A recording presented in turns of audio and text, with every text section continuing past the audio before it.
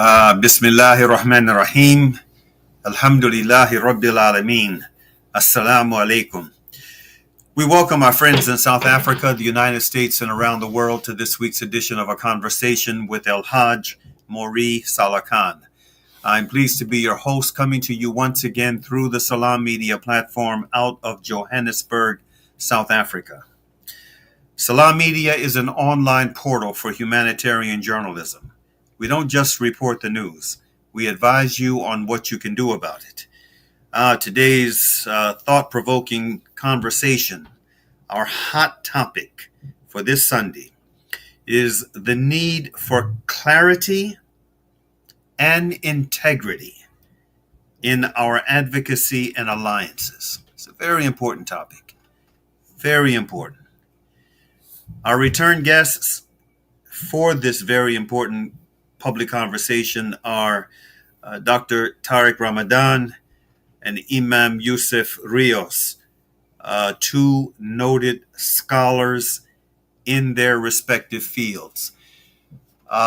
With that being said, there's a piece of video that gave me the idea, the feeling that this was something that we needed to explore. It's a presentation that our brother Imam Yusuf did from his car. I think his car is his office, his office on wheels. And he raised some very important issues. And again, this is what decided for me the need to explore the issues raised in that very brief presentation. So without any further ado, brother Sadiq, let's see that piece of video, and then we'll begin our conversation on the other side, inshallah. Bismillah walhamdulillah wassalatu wassalam ala rasulillah al-mab'uth rahmatan lil alamin. Amma ba'd. I wanted to open up this reflection as a introduction to a series of reflections which are coming on this very topic. But I wanted to say that one of the most problematic features of the stances of Sheikh Hamza Yusuf and Sheikh Abdul Hakim Murad.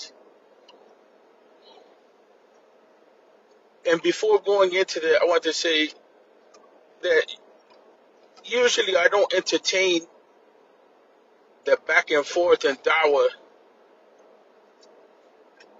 except on two occasions for the most part, and there's a few others. But on the occasion of where injustice is not addressed when it comes to the dignity and the right of human beings and so on and so forth, and it becomes a matter of trivializing human suffering in one way or another, then I step in and use whatever platform I have. The other issue is when it comes to attempting to create some sort of balance in an extreme or sectarian environment that can lead to serious internal problems among the Muslims. So the attempt is to bring an even keel so that there can be some unity or a third voice or whatever may be there. All of that aside, and I'm going to introduce this point and then come back to it at another time. One of the most problematic features, especially in this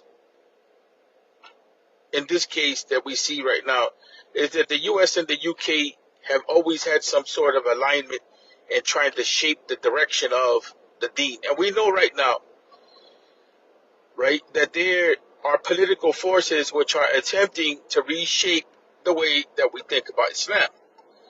So that's one thing to keep in mind. So it's no surprise that we see the same tactics that we saw in the late 90s, early 2000s, where there's these moves made between the US and the UK communities to tried to create a discourse, right, and then included in that periodically was Canada. But this is one of the reasons why Dr. Tariq Ramadan had pulled out of Rios some years ago because of the political stances. In any event, the more problematic feature is that there's never a critique of Eurocentrism or never a head-on dismantling, of the reality of how this country is deeply rooted. The U.S. is deeply rooted in race, and how that was inherited. That was what we inherited in part, not total, was part of the British Empire. So there's this elevation, right, which the core of white supremacy is Eurocentricity. There's this elevation of Eurocentric culture, right? In a lot of different ways it takes place. But there's never an address on how it is that impacts the people on the ground in reality, right? Systemically. So there's political, right now, positions that are being taken, especially in the clothing of conservatism, right? And so we've seen the jump from political orientation to political orientation. And it always amounts to the same thing.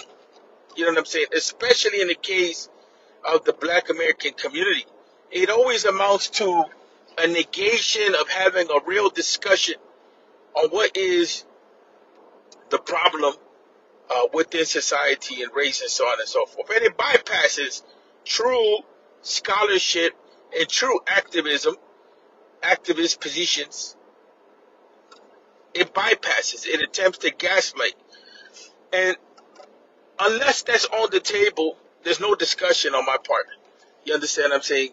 Because those are things which are enshrined in law. And to try to come and gaslight us and tell us that the legal system is objective, that the legal system never had a consideration of race, to try to tell us that, to try to pull out conservative thoughts like from people like Thomas Sowell. It doesn't matter if Thomas Sowell is black. His position is a position which is extremely problematic. Most of us know that, but to try to push that, and this has been the major problem that we've had from the Zaytuna camp for many years. You understand what I'm saying? And particularly its leadership. Dr. Hatem didn't take that position, and that's why he's no longer with them. You understand what I'm saying? From the angle of Palestine, he has been extremely consistent on the reality, and they have shifted. They have shifted, and he stayed consistent, and he was part of their faculty at one time. And so the dilemma that we have is that really there's an entry into public debate, and the question is, who is laying out the guidelines for the public debate? Who gets the right to lay down the principles of how the debate is going to go? You understand what I'm saying? And one of the things for sure is that Sheikh Hamza Yusuf, and attempted to come in and talk about slavery, is extremely problematic. Extremely problematic. You understand what I'm saying? First of all, if you're not going to be a proper ally to the community, don't come in to try to act like you're an authority on the issue. Especially to negate, certain realities of slavery. It doesn't matter if there's a few African Americans in that circle supporting that. It has been a consistent position for decades, right, that reparations, even the legal debates, have been laid out by lawyers, right? There's a mock session in which the whole case of reparation is brought before judges, and they are debating the issues of whether you hold corporations liable or not liable for slavery. You know what I'm saying? And you have a series of lawyers who take and present that case to them. So there's some sort of acknowledgement that it's an issue that needs to be discussed, right? But to attempt to absolve white society, and we say we separate white from European, right? Because white is an ideological position that is taken to bring about a nationalist identity which dissolves the differences amongst Europeans themselves in order to continue the politics of empire, right? And so this construction is not a construction which is accidental. It's a construction which is necessary in order for this reality to exist. Neither do I agree that race is just an issue that's brought up because of capitalism, right? Some of the communists have brought that up, right? Some of the capitalists have brought that up, and they try to negate the role of race, right? In the past, this has been the reality. And in the Republic of New Africa, that was one of the reasons why some of its leaders broke away from the Communist Party, right? Because of this problem, how the communists tried to negate the race question, right? So I'm going to leave it at this point right now because of lack of time, and say that, race is definitely central. If you want to collapse something, then collapse the concept of race and tribe that your own people have, because your own people from European backgrounds are the ones that constructed the race-based empire. The nation state was constructed, based on race. So until we hear that conversation come from that camp, there's no ethical position that they can take. Because anytime we talk about justice in the real sense as on the social level, or correcting justice, especially in this regard, there's always this downplaying. And the documents are there. We got people that have receipts for all of this. So this is not something that is engineered. It's not a personal attack, right? Because I have nothing personal against these individuals. But what happens when Europeans come into Islam is that there's always this position that they go through, and there's a problem in the dawah. Where do they reside in the dawah? Because the Muslim community prior to 9/11 had this very east-west, anti-Western stance. So because the Muslims were engaged in a nationalist struggle, a nationalist liberation struggle, and that was because of the reality of European colonial powers. So we still haven't extricated ourselves of that problem, and it's not going to resolve itself by trying to totally eliminate race in the society as a reality. It's there. It's institutionalized. Now, among us, how we can think about race, we can dismantle the concept, right? But then when you deal with society, the concept exists. So there's no way around it. You understand what I'm saying in that regard? It has to be addressed. But to try to gaslight people into thinking that their thought is wrong and is only about personal responsibility. Even MLK in his speech on the poor, it was one of the last speeches that he gave before he was assassinated, where he took a completely different turn, and he started talking about institutionalized racism, which is denied nowadays, right? Because that's the conservative stance. It's denied nowadays. He talked about how it was that the system favored whites over blacks and elevated the economic and political status of whites to the detriment of blacks. That's a historical fact that you can't deny. And it still exists up to now.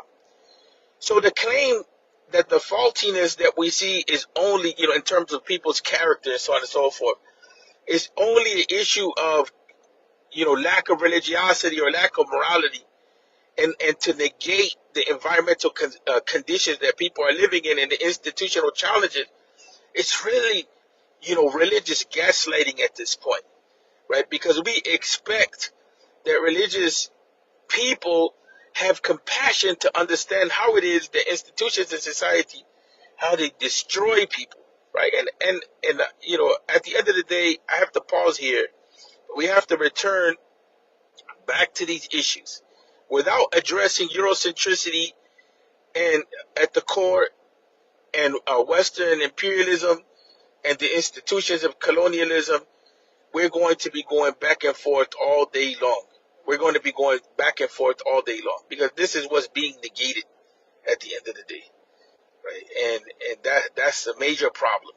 The other thing is, why inject yourself in the struggles of black and brown people and try to take a stance? Address the corruption and the issues in your own community at this point, because it's your communities, you know what I'm saying, your ethnic communities that are going globally and destroying the well-being of whole countries, right? Your communities are tied into that reality. So you're going to have to challenge your own culture in that regard. And that's what we don't see happening, right? That's what we do not see happening. So what we're seeing is an elevation, actually, of European culture above everything else. And an alignment, with the system of power. And this idea now that, well, we don't know, if people are advising behind the scenes. No, that doesn't work like that at this point. We're not buying that. We're not buying that. We're not giving a good opinion, this, that. There's just clarity on the issue. What is your public stance? We don't want to hear a botany type of esoteric type of approach, but what's going on behind the scenes and the unseen. No, we want to judge by word and action what's going on in public. What is the public discourse? Because when it's flipped around, when it comes to the people, then all of a sudden the leadership is very clear on what they want the people to believe. But when we want to know what the stance of the religious leadership, what stance are they taking, on oppression openly, then all of a sudden it's like you don't know what we're really doing behind the scenes. Right? And so that's a serious issue, right? Serious issue. And we have to pause here and we'll return back. Assalamu alaikum wa rahmatullahi wa barakatuh. May Allah guide us and help us. May Allah guide us and help us. May Allah guide us and help us. May Allah show us truth to be truth and for us to be able to follow it. May Allah orient us properly in this time of confusion.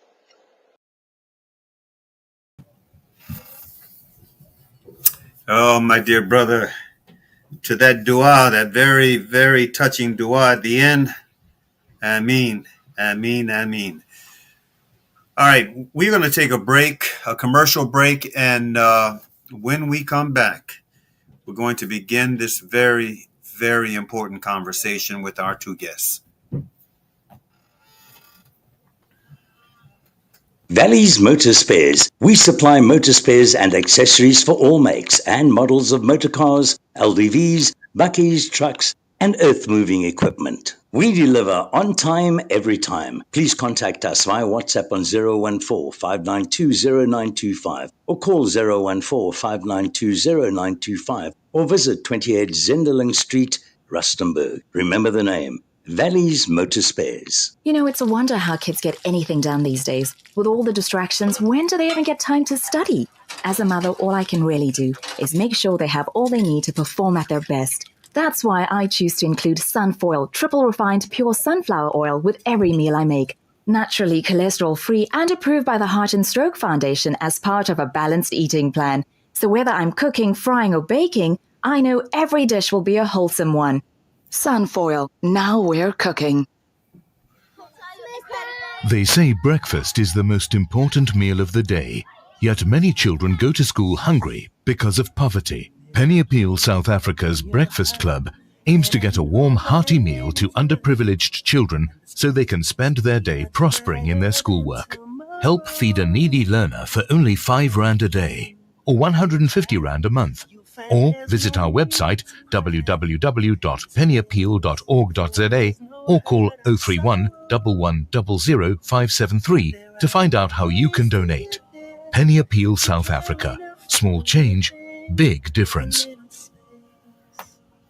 World-class financial services only at Sapphire Global, your financial partner. If you are looking for Islamic, Sharia, and ethical financial products, look no further. Sapphire Global offers a wide range of financial service offerings from short-term to life and investments. A full-service center with all financial requirements under one brand. Our highly skilled and experienced consultants are ready to help protect your financial future. Contact us on 041 001 0184 or visit our website on www.sapphireglobalfs.com. Sapphire Global is an authorized financial services provider. As temperatures drop and winter grips the country, the less fortunate in South Africa are preparing for the harsh realities that this season brings. Africa Muslims Agency is distributing blankets, clothing, and other essentials to thousands across the country. Sponsor a winter pack for 320 Rand or a blanket for 160 Rand and spread warmth this winter. Africa Muslims Agency, empowering, educating, inspiring. Make a conscious choice, sip for change, and support Palestine Drinks Africa. With every can, you help end the genocide and stand in solidarity with Palestine.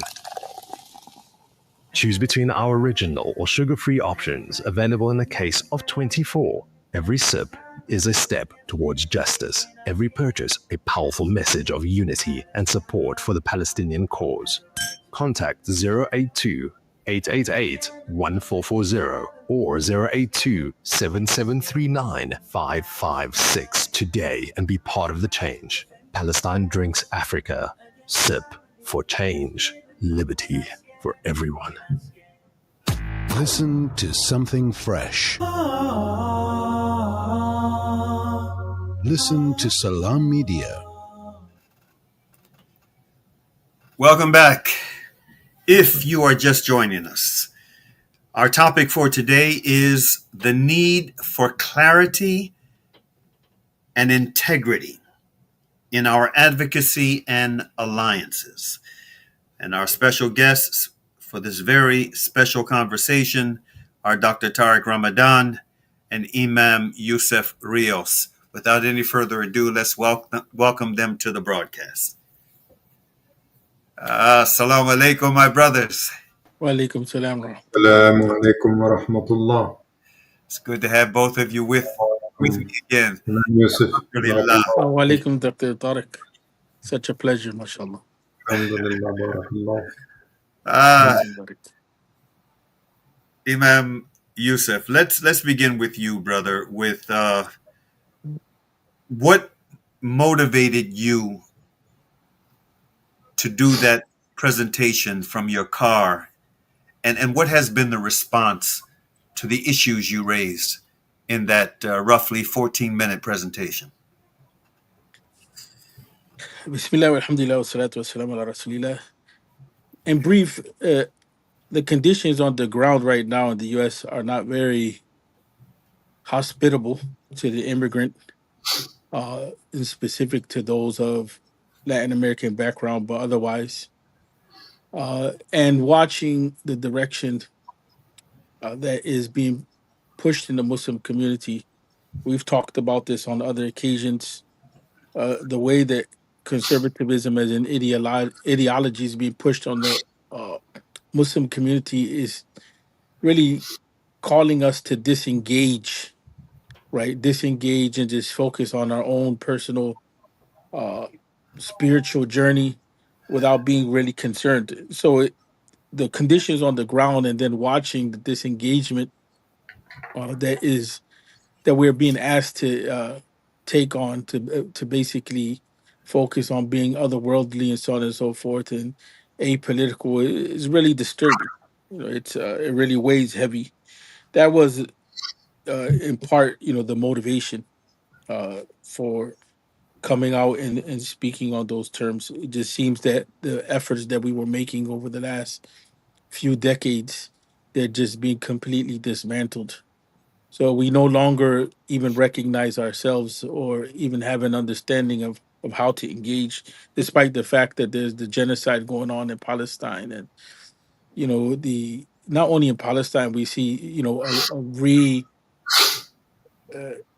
I would say that there's a reigniting of war on the Middle East. And then we're seeing things locally, and we're seeing racism on the rise in Europe and in the U.S. It's not the time for that type of discourse. So that was the motivator. Mm-hmm.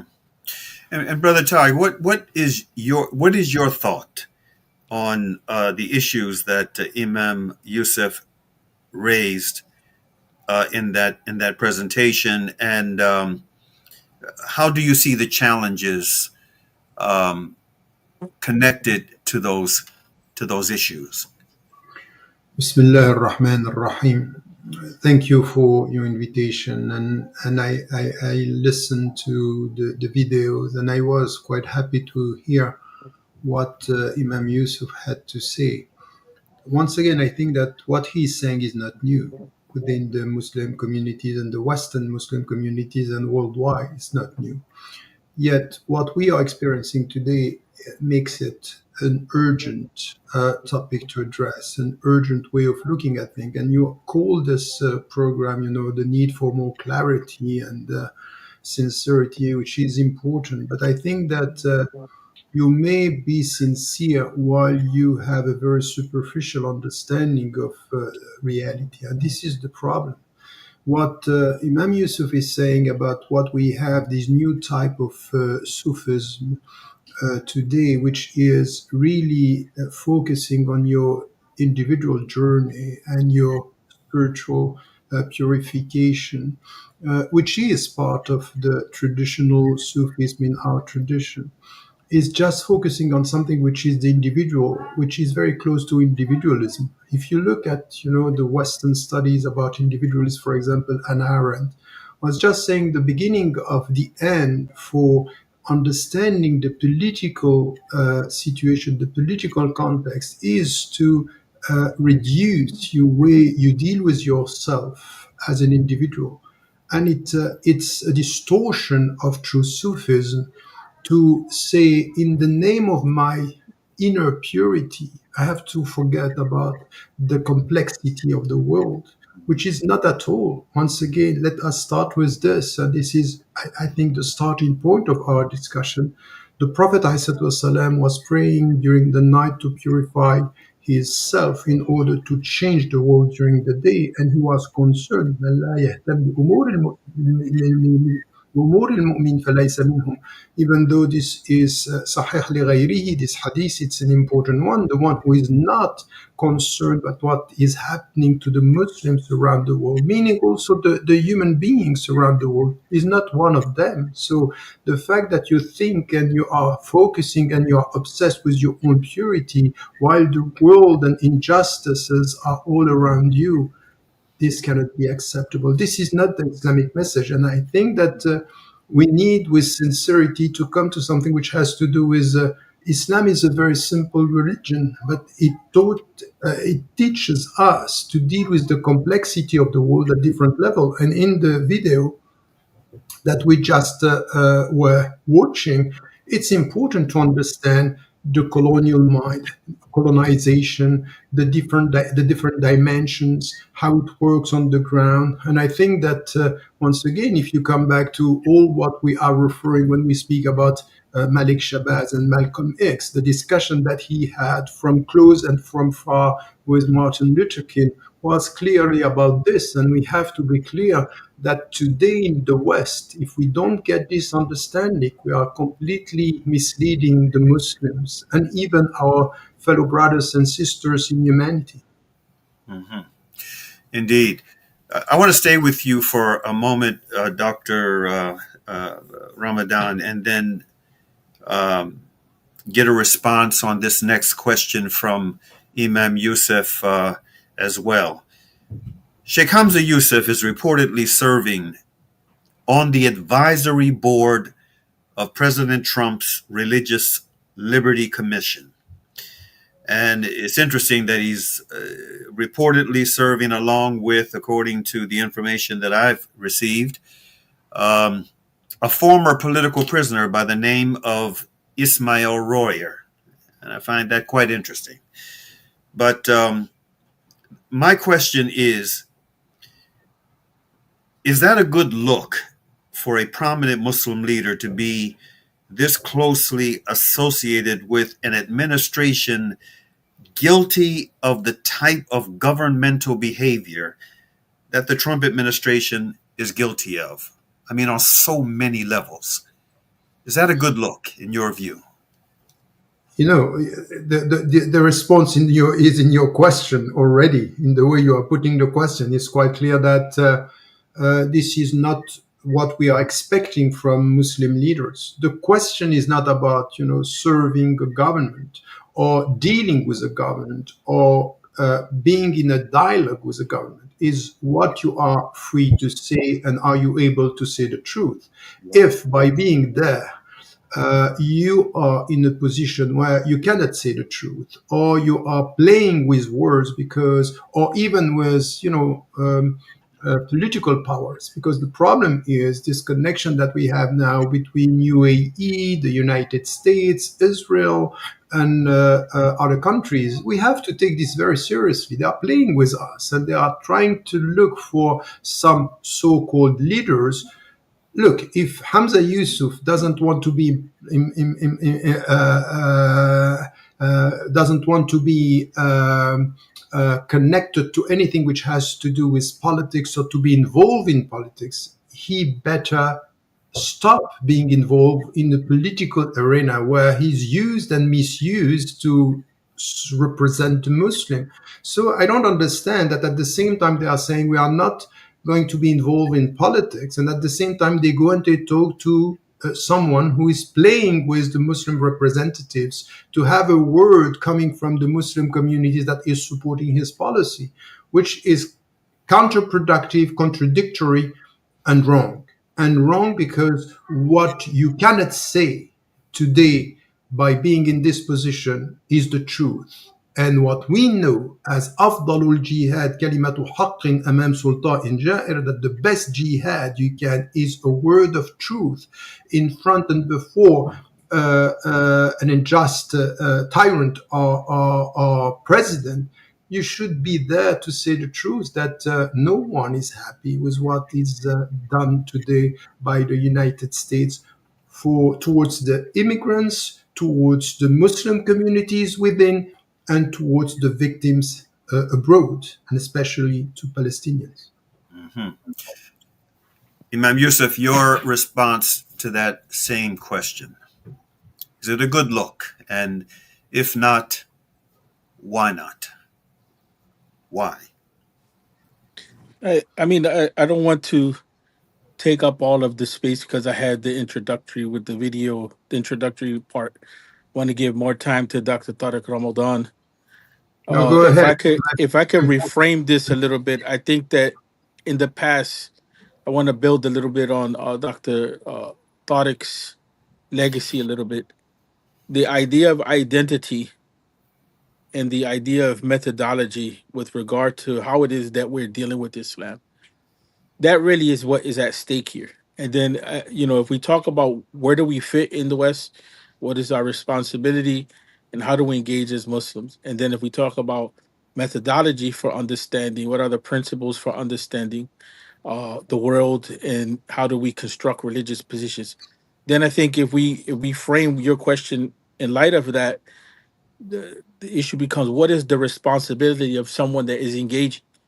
Dr. Ramadan, he said there's a condition for engaging, which is the freedom to speak the truth.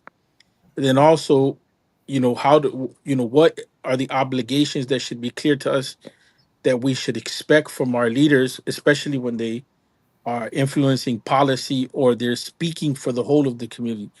What are the obligations that are there? And I think that we're going to have to talk about what is a good construction of religious positions, or I should say, Islamic positions that pertain to the here and now and the spiritual and the material, the economic, the individual, the family, so on and so forth. There was a recent delegation of imams that traveled to the apartheid state of Israel and engaged in, the kind of stuff that delegations of Muslims and non-Muslims engage in when they go to Israel, meeting with political figures, meeting with security figures, members of the IDF, the military, visiting the wall. I mean, the whole 9 yards. What they got blowback, understandable blowback. In fact, my understanding is that at least one of them lost his imam's position at at the masjid where he had served as a result of being a part of that delegation. I don't recall if this came up before or after we decided to do this program on this topic, but it fits right in. It fits right in. Um, Dr. Ramadan, how how was that received? You're in Europe. How was that received in Europe? Are you talking about the French delegation that went there? Yes, yes. No, these people are known in France. They are not even imams. In fact, in Chaldouni. fact, in fact, let me just correct that. It wasn't just France. It was a European delegation of imams from a number of countries, from what I Yes, understand. but mainly French Or people many and of them French French. Okay. imams, yes. But I think that these are not even imams, and they are known. And Shalgoumi, who is the leader of this team who went there, he's very close to. He was on the stage with Israelis representatives 2 weeks ago, saying that we are for peace, and that's it. So it's not taken seriously in France. So the point for us with these people is just to distance ourselves from what they are doing. But what is a very big question here for us is really this: is we are living in the West, in the United States of America, in Europe. And it's true, we need to have this intelligence of the text, the understanding of the text, and the intelligence of the context. And this is what Imam Yusuf was referring to. When you are involved in politics, you cannot play. You need to understand the context within which you are dealing and within which you are working. And I think it's important now to understand, because some of our brothers who converted to Islam, sometimes they have some kind of complex of superiority complex, saying, what, we are Western and we know how it works here. But they are not dealing with what is in the video that we just heard from Imam Yusuf. It's not about being a Western. It's about understanding how it works. Because if you are talking about political colonialism or economic colonialism or imperialism, that's not enough. You need to understand cultural colonialism. You need to understand historical colonialism. You have to understand what is the structural colonialism here. And you need to understand this. And the people who could help in understanding this are people who are the victims and say, okay, look, it's a system and you need to understand the system, not just to talk with power. And here is what we need to understand is a liberating process. I'm writing today a manifesto for an Islamic theology, liberation Islamic theology. Is based exactly on this. It's systematic. You have to understand that when you listen to people who the African American Muslims are telling you we are citizens, but the construction, the intellectual construction, the cultural construction is based on supremacist and white supremacist and alienation and discrimination. You have to understand this, because if you don't get this in the West, you don't understand why the world is silent with what is happening in Palestine, because it's exactly the same process. It's exactly the same reality. This is the mental bias and the mental construction that we have. If we don't get this, and say, okay, you know what? In the West, what is needed today is just spiritual purification and that's it. No, it's intellectual liberation. And there will be no true spiritual liberation without intellectual liberation. That's the reality of it. And we have to reconnect this. And we need to have this voice. So this is why I was very happy to hear what I heard in your video, Imam Yusuf, because this is something which is so essential in what we have to provide the people with today. And we have to help our brothers and sisters within the Muslim community to understand that it's not about, I'm promoting my identity as a Western Muslim and that's it. No, you have to understand how it is built, how it is constructed, how it is used and misused by power. And this is the real decolonial process that is needed for us today. And this is exactly what happened. We don't understand that the Prophet ﷺ, when he left Mecca to Medina, it was also a cultural process saying the same principles remain. but the cultural understanding should change. If you don't get this, if you don't understand al-mu'akha, which is what it means to be brothers and sisters from Mecca to Medina, between the al-muhajirun wal-ansar, if you don't get this understanding of what is the true meaning of brotherhood, which has to do with financial brotherhood, intellectual brotherhood, cultural mutual understanding, you don't get this. So al-hijrah in itself is calling us to understand the true meaning of liberation. If you don't get that, if you just say, okay, you know what, it was just because he left because of oppression and he went there because of power, that's not true. The first thing that he did is the mosque. The second is to change the rules on the market. That's the reality of it. This is what, and then to respect Al Ansari culture by saying they have a culture, we have to attack, so to deal with it. So I think that all this process coming from our legacy, it's important for us. And I think that what we have now, the silence about Palestine, talking to powers, dealing with, Gulf states that are supporting what is happening now. This is not what the Western Muslims should do. They should do exactly the opposite, because they are in the head of the imperial and the structural power that we are dealing with. So this is why we have to be more powerful. This is why we have to help our brothers and sisters who are victims of this colonial organization and this colonial structure that we are dealing with. Wallahu a'lam. Mm-hmm. And Brother Tariq, the observation you just made, is this going to be intrinsic to this manifesto of yours that you're working on, and when do you expect it to be released? It's almost done. I wrote it, it took me a long time because I started before this affair, and I changed my mind in when I was in jail. And then I'm coming now with different steps, which is connecting the first part of the book, which has to do with the true spiritual liberation with the true social liberation, and making one the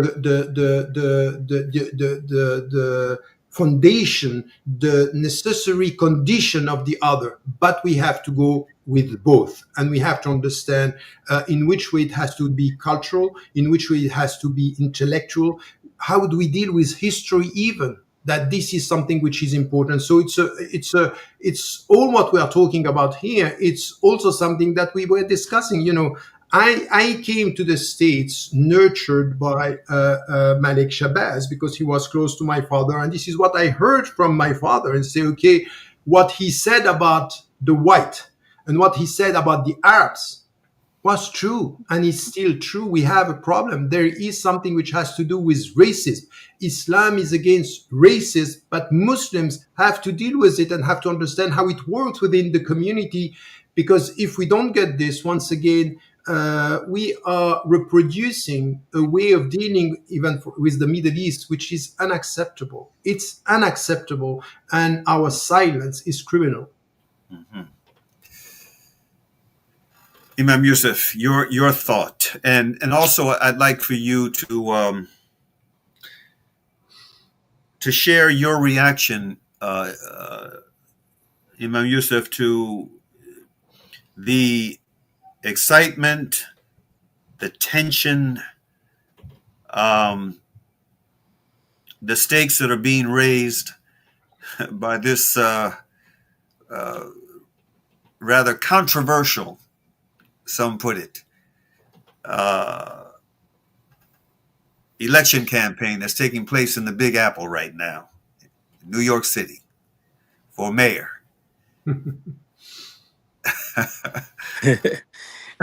I think going piggybacking off of Dr. Tariq, there's a need for social liberation theology, and the reason why I say social is to kind of counter the neoliberalism or the neoliberalistic imposition on us of individualism, which fragments us dramatically, even our struggles, like, to try to find some intersectionality between the struggles of of the Muslims in the Muslim world, so to speak, and the Muslims in the new Muslim world, the diaspora, Mm-hmm. or just the struggles of humanity. We need a framework which is showing us how to deal with the tradition and showing us how to transcend time and space problems, because that's where we're stuck. You know, and I think that the problem shows itself especially in the political. Dr. Andrew March, he attempted to bring all together the fatwa and the different insights that our imams have had uh, with regard to political stances. But when it comes to the maxims or the yani, qawaid al-haraka, so to speak, how can what are the guides for a movement in the West? It's not clear, especially on the political front. It has never been clear because this has been the taboo area for Muslims. Power, a solid discussion on power, has been a serious problem in the Muslim community for a long time, and what justice is. And so when it comes to someone uh, like the current mayor in New York, the first thing that the Muslims come out and say is they come out and say, well, he supports the LGBT community.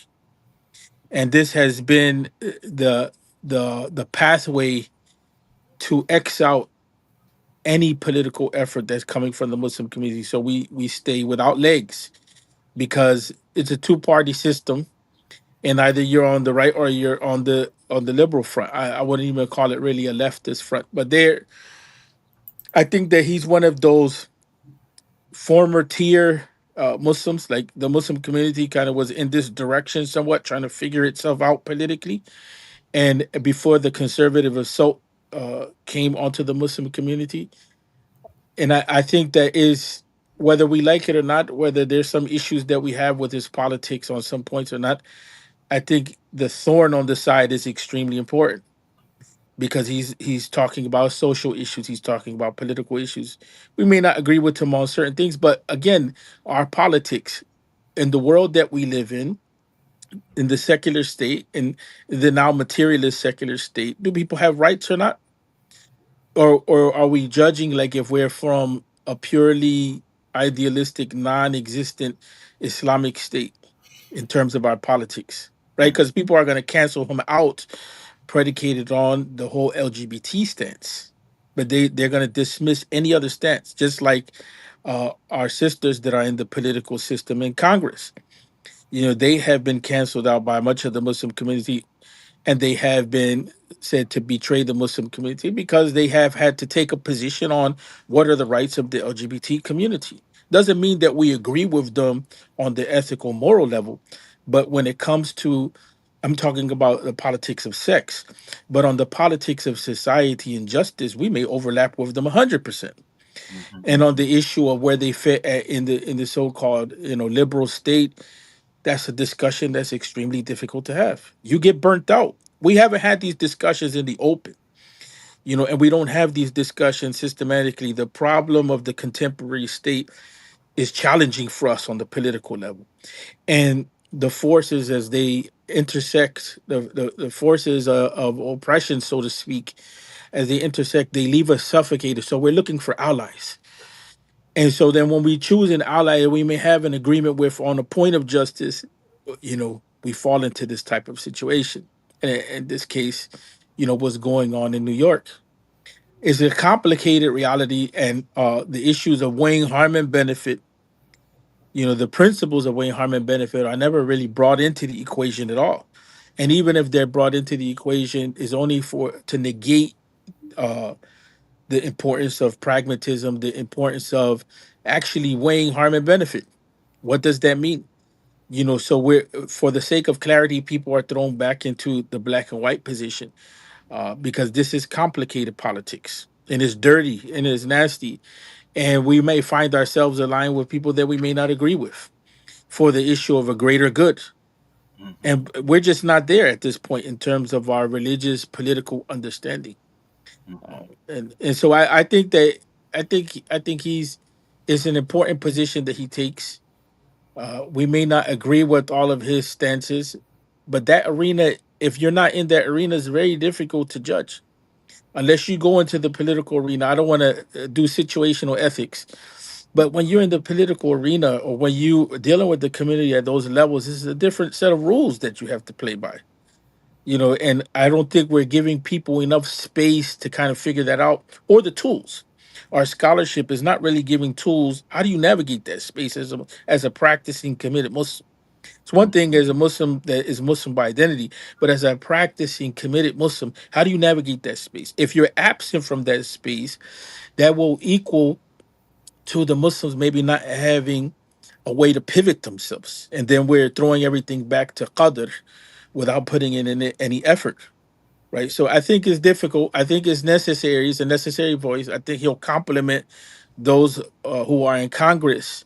But then the question comes, where's the rest of the Muslim community at?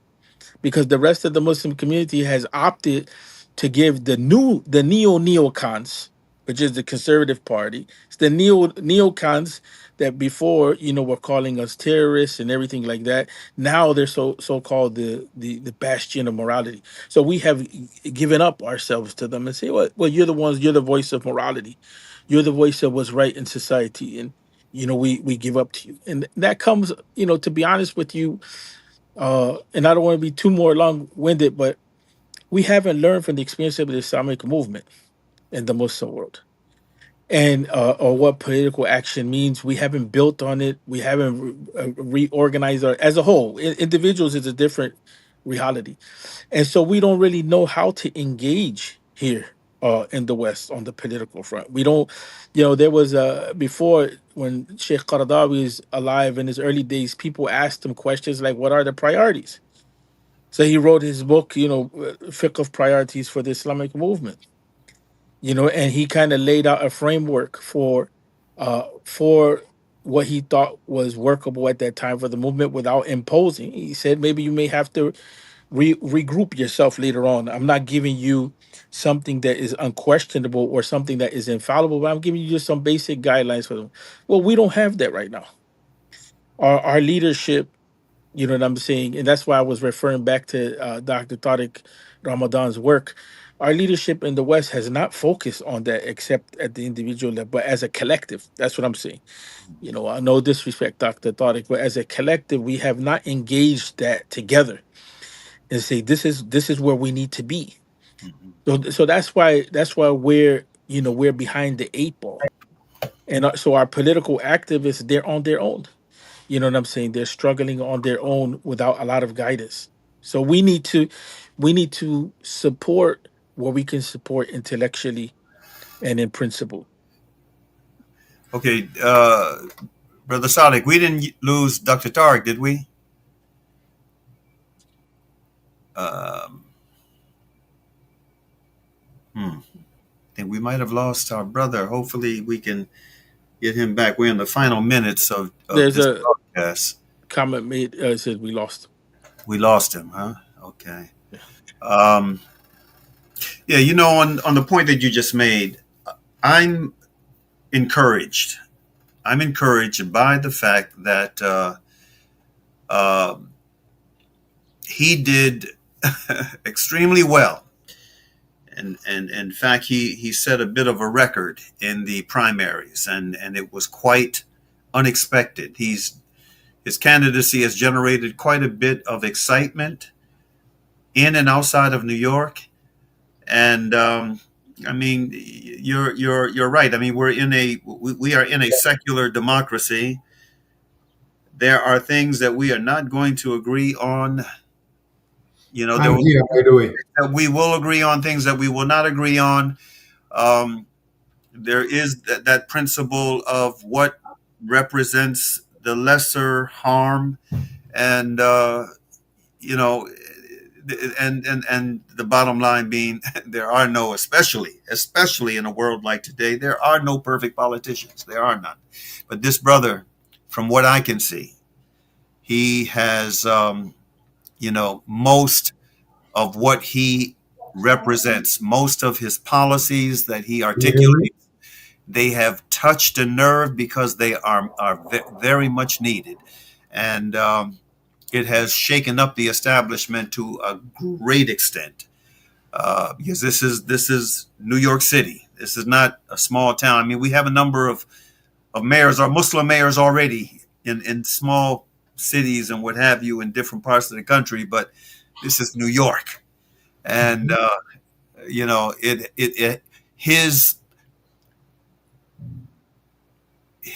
candidacy, the strength of his candidacy up till now has posed a tremendous threat for the establishment of the Democratic Party as well as the establishment of the Republican Party. I'm talking about the higher echelons. The grassroots is a whole different level. He has excited the grassroots, and you know, if he is successful, from my perspective, if he is successful in this run, it's going to have a ripple effect in other parts of the country. Dr. Tariq joined us again. Yes, brother Tariq, please. You're Yeah, fine. I'm sorry. I just was listening to both of you. I just wanted to add three main points that I think are important. Imam Yusuf was talking about, Muslim world and diaspora. I think that the starting point of politics in our situation, and this is why I would disagree with him, is that I don't speak about Muslim world. I speak about Muslim majority countries, and are not even more Islamic than what we are dealing with in the West. And we are not a diaspora. Diaspora means that there is a center somewhere. No, we are at home. So we are at home and we have to deal with this.